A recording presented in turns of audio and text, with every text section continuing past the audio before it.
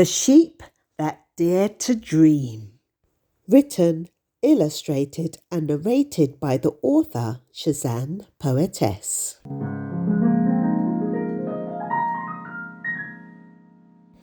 Why can't you be like your siblings? Mum asks me. Why should I be? She wants me to be a sheep like the rest of the family. But I rebel against the status quo. Secretly, I'm planning my escape from what would otherwise be certain fate. Fed lies about who I am. I'm clearly not like the rest of them. Look at me, the black sheep of the family. I'm a nonconformist. There's got to be more to life than this. Get a good education, get a job, pay your taxes, pay your bills, and willingly give up your free will. That's the status quo. And while it doesn't appeal to me, my whole family are happily being led to their slaughter, sacrificing their dreams to their employers. I will not be someone else's meal ticket. They think I just don't want to work. It's not true. I do. For myself. Because I'm not going to grow all this wool to make someone else rich. God gave it to me to benefit from, not for someone else to capitalize on. I'm going to break free out of this meat factory and follow my dreams. I wasn't born to be a steak, mint chop or biryani. I've got a friend named Billy. He's got a kid called Tommy. Tommy says he wants to be made into a curry when he grows up. What kind of ambition is that? They've all bought into the lies they feed us on television. My life has a greater purpose. And if I can't make a living from my wool, I don't see why anyone else should. Mother grunts disapprovingly. That's why you'll always be poor. But Mum, you've never expected me to be anything more. You could have told me my black wool was valuable. Instead, you said I was worthless, as if it wasn't good enough. I'm sorry, Mother bleats sheepishly. I just don't see why you can't be like everyone else. Do you know what it's like being the black sheep of the family? For a start, they graded me on the colour of my wool. It's bad enough when other sheep'll do it, but when your own family sees you as less than because you've got more pigmentation, that's a problem. And not just within our families, but our whole community. When one sheep won't mate with another because they're afraid the baby might come out too black, that's a serious problem. I love my blackness, but I've grown up surrounded by white. And even though I look black, I often act like them. Death by assimilation. That would be my certain fate if I didn't have a plan. But I'm gonna break free and find others like me and live the life of our dreams. Out in nature, eating real food, instead of being controlled by dogs who work for their masters who don't give a toss about us. Recently in history, the dogs told the sheep there'd be a shortage of loo roll. They wanted to see how many of us would run to stock up. Well, it seems the test was a success because now they've convinced them to wear masks to protect themselves from a virus. The problem is, in this sea of sheeple, I can barely see another black sheep all the way over there.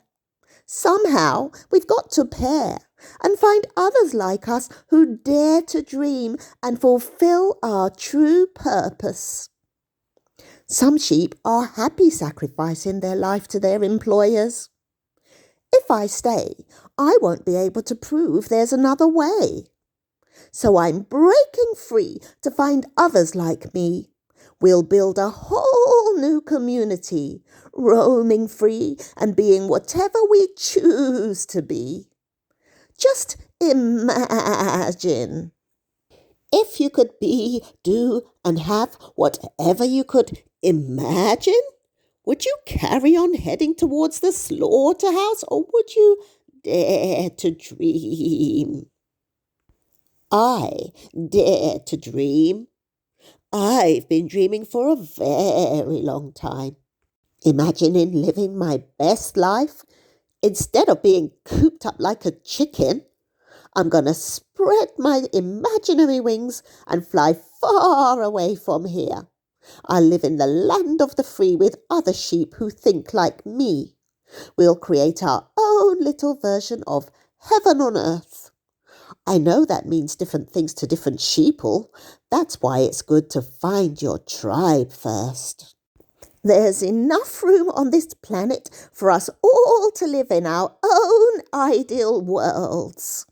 I don't know why they've got us all crammed in here when there's a whole green field over there. I'm going to break free and find my tribe and live in common unity. I wish my family could join me, but maybe they'd be happier in their own community of sheeple who think like them. I just hope they make it out of the pen.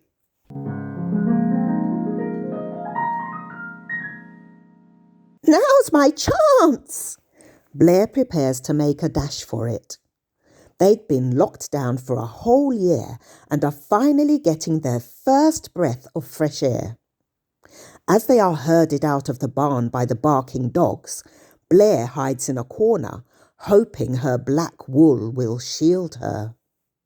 I wonder if they'll notice I'm missing. In the crowd, she stands out like a sore thumb. Someone's bound to notice I'm gone. She doesn't have much time. When the sound of the barking dogs are far enough away, Blair sneaks out of the barn to make her escape. At the back of the building, there's a large green pasture. Blair walks faster, deliberately. Maybe if she crosses it, she will be free. OMG, this grass is so tasty! Blair chews on some fresh green leaves. I mustn't overeat. I've got a long journey ahead of me. If I fall asleep in the field, one of the dogs might find me and bring me back. I've got to focus and stay on track. Blair remembers the stories her mother told her about their ancestors who had tried to break free. Some made it, but some were brought back and slaughtered in front of the whole community. The farmers wanted to send a message to the sheeple that if they tried to rebel, this is what would happen to them. It's my duty to honour my ancestors by liberating myself from this oppression. We're still living on a modern-day plantation. One day we will all be free, but for now I must be the change I want to see. A thought comes to her. For your mind to be free, your body must be free. And for your body to be free, your mind must be free. Yes, I'll make this my mantra as I make my journey. I am free in mind and body.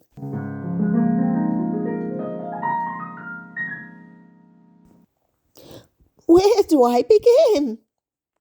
Blair stares across the endless field she must walk. She takes a deep breath and gives herself a pep talk. Well, as they say, the journey of 1,000 miles begins with a single step.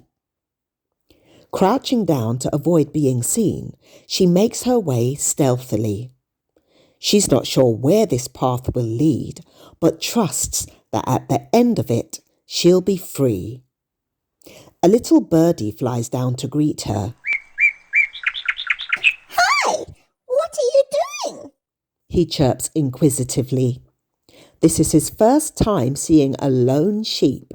He'd seen plenty of lone wolves, but not sheep. What does it look like? I'm breaking free. From what? The little birdie doesn't quite understand the concept. Since he'd flown the nest, he's always been free to fly north, south, east or west. I'm saving myself from sure death. That's what I'm doing. Blair tells him. Oh, how do you know this path leads to freedom? Blair stops in her tracks to ponder the question. I don't know for sure, but I have faith that my steps are guided and I'm headed in the right direction. I tell you what, I'll go ahead and survey, then come back and tell you, okay? Are you sure you have time? I have all the time of day. See you later. The little birdie flies away. Blair continues her journey. She hears a rustling coming from the long grass to her right. She stops dead in her tracks, paralysed by fear. The noise gets nearer. Blair trembles. Whatever it is, it's much bigger than her. Suddenly, a huge face appears. Holy cow, Daisy, you frightened me. Oh, sorry. What are you doing all the way over here?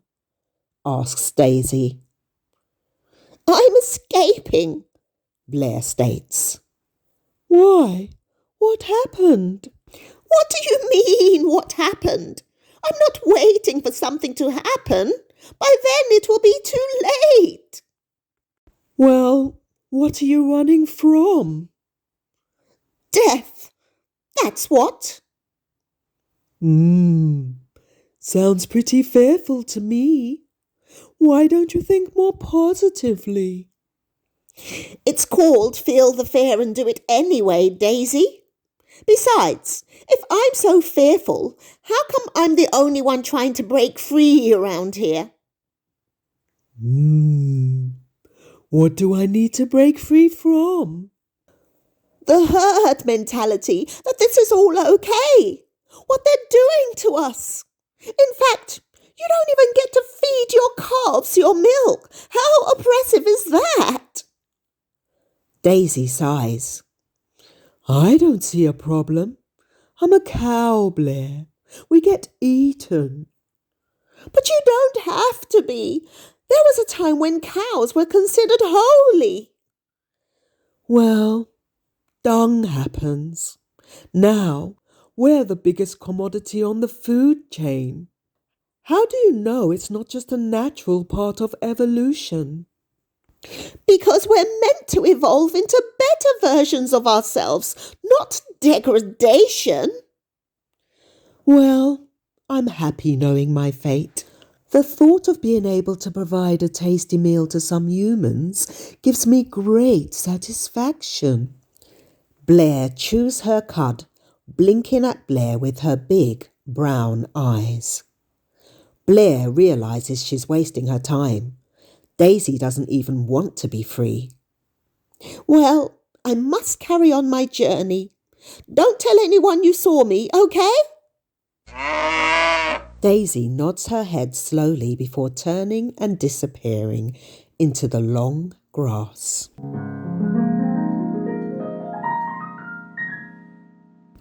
The sun is beginning to set. Blair is mesmerised as she watches it change colour from yellow to orange to red, while slowly disappearing over the horizon. She leaves the track to find a place to sleep for the night. The little birdie comes flying back. Good news! If you follow this path, it leads to a woods. If you make it across the woods to the other side, you'll be free. Yippee! Blair tries to jump in delight, but her heavy fleece weighs her down. She was due for a share, but had broken free on the way there. Maybe I should have gone for the sheep sharing first, but then I wouldn't have anything to trade. My wool is all I have to my name. I'm glad I brought it with me. Blair lies down and falls asleep quickly. The following morning she wakes up to the sound of birds tweeting, but misses the sound of the other sheep bleating. She's beginning to feel homesick. She looks up. The sun and moon are out together. It's a half moon and I'm on the right track. I'm headed to freedom and there's no turning back. She stands, stretches and yawns before munching on some fresh, dewy grass. Making her way back to the path, she continues across the field towards the woods. She thinks she can hear something. Is that the distant sound of dogs barking? Oh no, they must have realised the black sheep is missing and sent the barking dogs out looking. Blair panics, and as the adrenaline kicks in, she runs as fast as she can towards the woods. She would never have been able to run this fast under normal circumstances.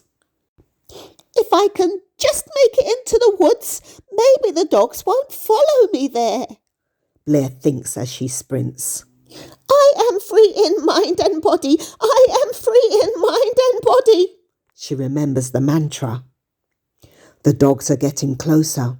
Blair can't run any faster. It's going to take a miracle for her to outrun them. The dogs are fast and agile, while she's weighed down by...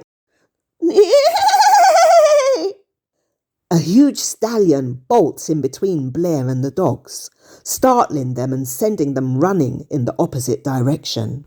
You okay? He asks Blair. Yes, thank you.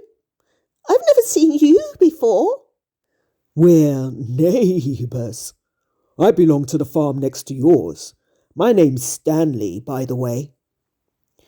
Nice to meet you, Stanley. My name's Blair. Thanks for saving me there. I would surely have been rounded up and taken back to the farm if you hadn't stepped in. My pleasure. It's not often I get to stand on my hind legs like that. And you're black like me. Yes, but we're not the same species. Do you know any other black sheep around here? There's one on our farm, but if I take you there, chances are they'll take you back to your farm. That's the snag. I see you're wearing a tag. Yes, that's the problem. Can you help me get it off? I can try. Stanley nibbles at Blair's ear. The tag is still there. Try again. Do it harder. Blair turns around to make it easier. Stanley tries again. This time the tag falls to the ground. Thank you, I'm free, sings Blair excitedly. Not quite. You've still got to make it across to the woods. Good luck. With that, Stanley bolts and neighs again before jumping over the fence and galloping off across the field.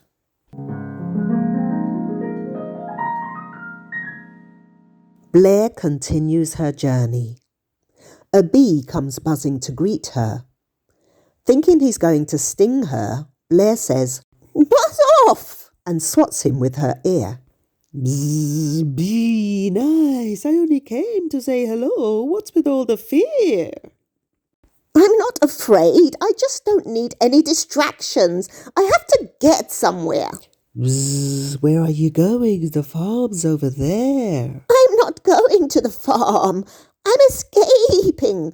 I want to be free. That's very brave of you, says the bee. Would you like some company? Not if you're going to distract me, replies Blair, walking quickly. The bee buzzes off, saying, Good luck on your journey. Bzzz. Blair regains her focus. I must make it to the woods. She imagines herself at her final destination, roaming free on green grass with her new black sheep family. She spots the woods ahead of her. Breaking into a trot, she gleefully heads towards the trees. When she reaches the edge of the woods, she looks back and sighs deeply. If only I could have brought my family with me. Maybe they'll join me later, but for now I must set myself free so they can see they don't have to end up as meat. She enters the woods. It's much cooler in there compared to being out under the sun. She treads carefully, wishing she had the bee for company. This is new territory. She's never been in a woods before. I wasn't expecting it to be so scary, she thinks to herself. Should she return to what she knows, accept her fate and follow the status quo? No!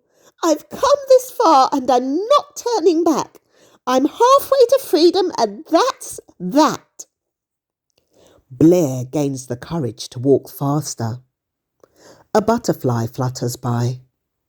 Hi, what are you doing in this neck of the woods? She asks. Trying to get to my destination. And where might that be? The butterfly asks interestedly. Where the grass is green, where I can roam free and be with sheeple who think like me. Oh, I know a place like that. Betty flutters her wings excitedly. Where? Blair asks hopefully. It's quite away from here, but I'd be happy to take you there. Really? You don't mind? Listen, I don't have long to live, so if I can help you in this final part of my journey, I would have fulfilled my destiny. Well, I'll be glad for the company. My name's Betty. What's yours? Blair. Nice to meet you, Betty. Isn't Blair a boy's name? Mum said she was going to name me Claire, but when I came out black, she changed it to Blair. I prefer Blair to Claire. It suits my identity. Do you like being black? Yes, it's what makes me unique. But it's not easy being the only black sheep. That's why I'm going to find others like me. I admire your determination. I'll do my best to help you get along.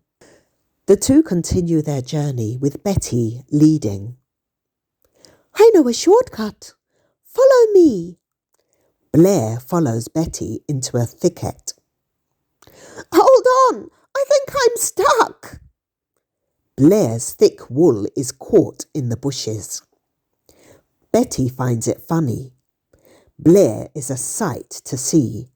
She can barely move due to the branches holding her hostage, and leaves are stuck all over her wool.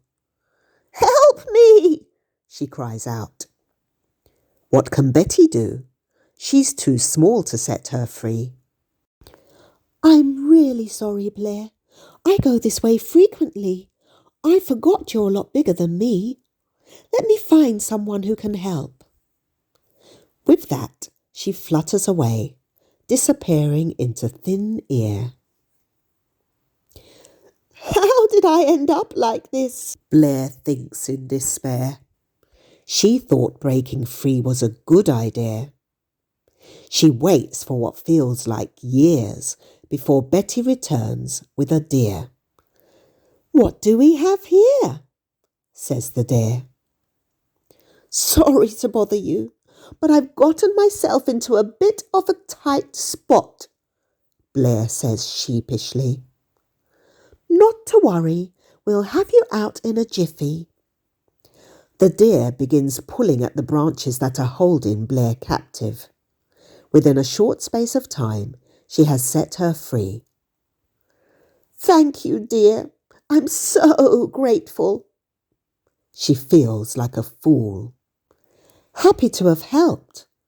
Now, be more careful. You're far too big to go this way. Follow me. I know a better route. They follow the deer the best way she knows. So what made you decide to break through? Betty told me you'd left the farm. That's very brave of you. Thanks, but I haven't broken through yet. I'm still on the journey. Well, you have to believe it before you can see it. That's how it works. You're right. I've been imagining myself free for as long as I can remember. Now I'm actually doing it. Thanks for the reminder. What's your name? Dotty. I've lived in these woods all my life. I know it like the dots on my back. Yes, if anyone can get you to the other side, it's Dotty, says Betty. Great, then let's go. Dotty leads with Blair in tow and Betty fluttering up above them. Wait, I hear something, says Dotty with a scared expression. She looks like she's caught in the headlights of a car. Her front legs are lowered while her bum sticks in the air. I don't hear anything, says Blair. They stop talking and listen. There's a faint sound in the distance. Run! It's a family dog! Dotty runs and jumps in the air. Blair tries her best to keep up, but soon the deer has disappeared. Oh no! What am I going to do now? Blair bleats out loud. She can hear the dog getting nearer. I can't believe this is happening again. Should she give up her dream of freedom? What do we have here? Says a human. Looks like she's lost. Can we keep her? Says the little girl with her. I'm not sure, honey. Sheeps are hard to keep. No, I'm not, I try to tell them. But do I really want to go with them? Or try to reach my destination? What if they live on another farm and I end up in the same situation? She looks like she hasn't been shaven in ages. I don't know the first thing about sheep shearing, says the little girl's mum. The little girl suggests, we could take her to the farm. Right, that does it. I'm out of here. Blair scuttles off as fast as she can. The little girl chases her, shouting, Come back! Come back! Blair doesn't look back. She runs in the direction she saw Dotty disappear in. The little girl's mother calls out, Charlie, leave her! We can't keep her! Blair is saved by the mother. Their dog wasn't like the ones on the farm either. He didn't try to round her up and force her against her will. He simply sniffed her tail and carried on playing. I must find Dotty. Where could she be? She bleats loudly. Bah! Dotty comes running.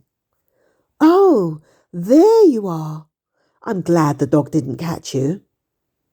He didn't even try to. That's the first friendly dog I've ever met. Well, thank Mother Earth.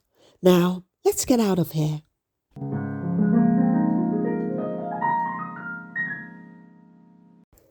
Blair and the deer carry on their journey. It's been a while since she saw Betty.